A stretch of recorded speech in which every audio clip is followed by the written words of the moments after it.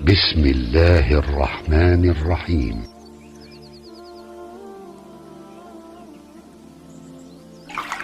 Nabi Muhammad belum minta, diberi oleh Allah. Karena itu ketika dilempar bukan hanya dengan kata-kata. Penduduk Taif melemparnya dengan batu, lempar dengan kemarahan, lempar dengan segala hal. Apa kata Nabi? Karena alam nashrah laka sadrak, kata Nabi, ya Rabb.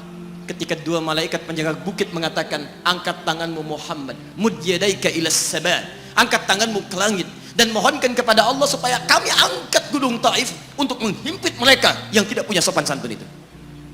Murka malaikat. Bagaimana Rasulnya dilempar dengan batu, berdarah menetes, bentengnya Zaid bin Thabit luar biasa, tidak mampu menghalanginya. Apa yang terjadi? Nabi, alam nashrah laka sadra.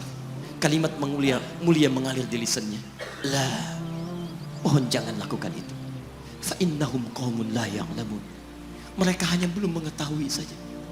Saya bermohon kepada Allah, kelak di bumi Taif ini akan nampak laki-laki, perempuan, besar, kecil, tua, muda yang akan mengatakan beriman kepada Allah dan Rasulnya.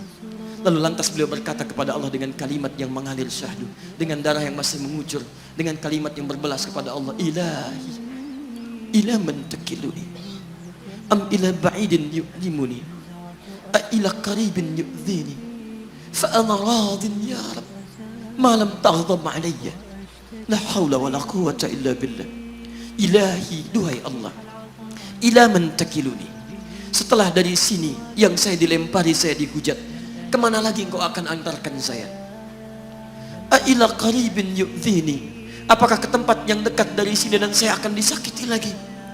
Am ila ba'idin yu'limuni, atau tempatnya masih jauh yang harus saya tempuh, tapi di tempat itu saya akan dihinakan lagi. Ana radin, saya ridha ya Allah, malam taghdab alayya, sepanjang engkau yang tidak murka kepada saya. Alam nashrah laka sadrak. Manusia melempari, radin. Manusia menghujat, radin. Malam taghdab alayya, sepanjang engkau tidak murka kepada saya. Muhammad sallallahu alaihi wasallam. Musa berkata, wa yassir li amri, ringankan urusanku. Muhammad sallallahu alaihi wasallam dengan segala kemuliaannya turun ayat, wa nuyassiruka lil yusra. Wa nuyassiruka lil yusra. Karena itu Nabi Rasul dulu mukjizat tampak di depan mata. Ada yang menghidupkan orang mati dengan menyebut kalimat Allah biiznillah, biiznillah. Sampai maaf teman-teman sekalian, mukjizatnya ada, Rasulnya ada, di hadapannya Allah mau dicari dan dibunuh juga. Muhammad sallallahu alaihi wasallam, wa nuyassiruka lil yusra. Tidak banyak mukjizat seperti nabi-nabi dahulu, dengan turunnya satu mukjizat beriman kepada beliau sallallahu alaihi wasallam, bahkan nyaris orang-orang yang tidak pernah melihatnya. Lihat umat masa lalu, kaumnya Musa, Musanya kelihatan, mukjizatnya bagus, tongkat dilempar jadi ular, tongkat dipukulkan ke batu, keluar 12 mata air. Quran surah kedua ayat ke-60. Apa yang terjadi? Umatnya masih belum mau beriman juga. Nabi Isa alaihissalam masih kelihatan, orangnya ada, nabinya ada, mukjizatnya ada, rasulnya ada, libat luar biasa, mukjizatnya luar biasa, istimewa. Tapi apa yang terjadi? Dicari-cari nabinya mau dibunuh, belum beriman juga. Muhammad sallallahu alaihi wasallam spesial. Perhatikan,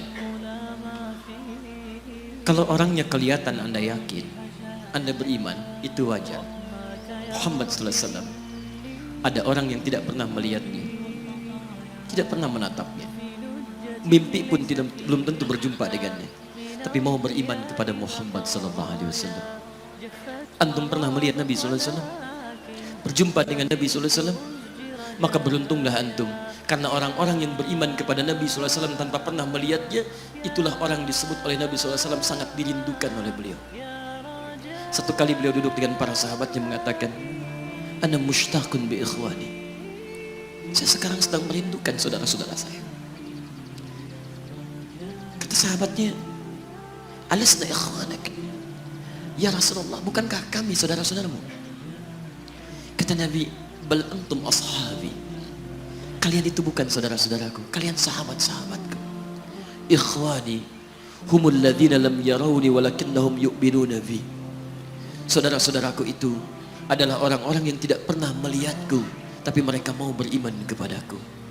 Jadi kalau Nabi saja merindukan antum, kenapa antum tidak merindukannya? Kalau Nabi menantikan kita di surga, kenapa kita tidak menjemput penantian itu? Karena itulah Muhammad sallallahu alaihi wasallam akan menjemput umatnya di surga dan tidak melangkahkan kaki ke dalamnya sebelum berkumpul umatnya dibimbing beliau oleh sallallahu alaihi wasallam ke surga. Allahumma salli wa sallim wa barik alaihi. Allahumma salli wa sallim wa barik alaihi. Allahumma salli wa sallim wa barik alaihi.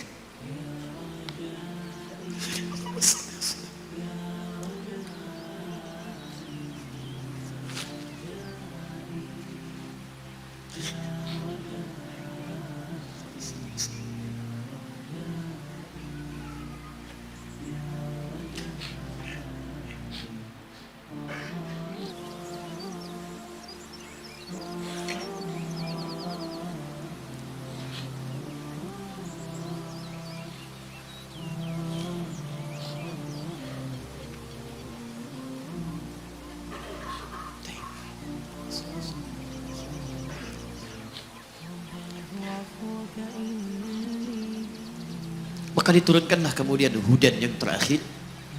Diharapkan dengan hudan ini mengantarkan semua umat Muhammad SAW yang mau beriman dan mengikutinya ke surga.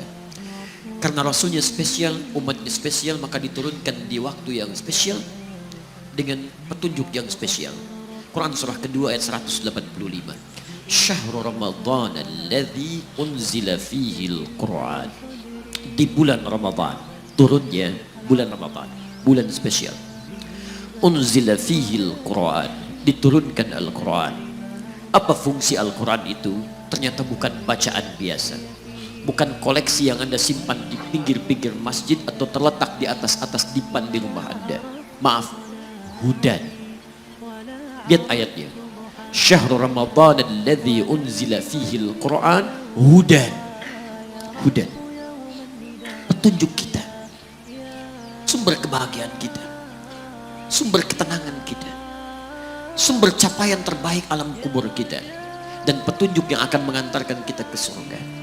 Dan hebatnya, kalau yang umat-umat dulu itu terbatas sifatnya, tidak pernah disebutkan linnas. Suhuf Ibrahim wa Musa. Daud untuk kaumnya, Musa untuk kaumnya, Isa untuk kaumnya. Tapi Muhammad SAW hudannya linnas, untuk semua manusia. Jadi tawaran Quran, Allah menginginkan semua manusia yang kembali ke surga. Cuman kadang-kadang sayang, maaf teman-teman sekalian, saya tegaskan kepada Anda, ayat ini tegas memberikan isyarat bahwa hidayah Allah ingin diberikan pada semua manusia. Jadi kalau kita lihat keterangan Al-Quran, seharusnya tidak ada satupun manusia yang tidak dapat hidayah. Semua dapat. Cuman masalahnya, ada orang yang diberikan tapi dia tidak mau mengambilnya. Ini masalahnya. Hidayah itu bukan persoalan mendapatkan atau tidak. Persoalannya ketika Allah berikan, Anda mau ngambil atau tidak. Itu masalahnya.